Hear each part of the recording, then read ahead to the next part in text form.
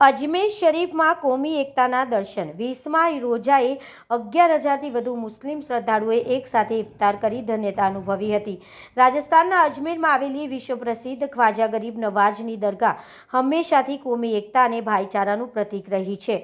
પવિત્ર રમઝાન માસ દરમિયાન અહીં શ્રદ્ધા અને સેવાના અનોખા દ્રશ્યો જોવા મળી રહ્યા છે।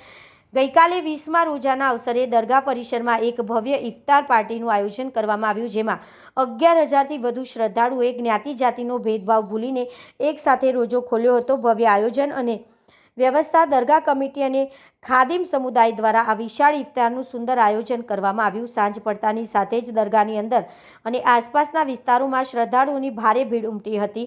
ઇફતારમાં ઉપસ્થિત તમામ લોકો માટે વિશેષ વ્યવસ્થાઓ કરવામાં આવી હતી, જેમાં વિવિધ પ્રકારના તાજા ફળો, ઠંડુ પાણી, શરબત, ખજૂર અને અન્ય ખાદ્ય સામગ્રી। કોમી એકતાનું અનોખું ઉદાહરણ અને આયોજનની સૌથી મોટી વિશેષતા એ હતી કે અહીં માત્ર મુસ્લિમ બિરાદરો શ્રદ્ધાળુઓ પણ સામેલ થયા હતા।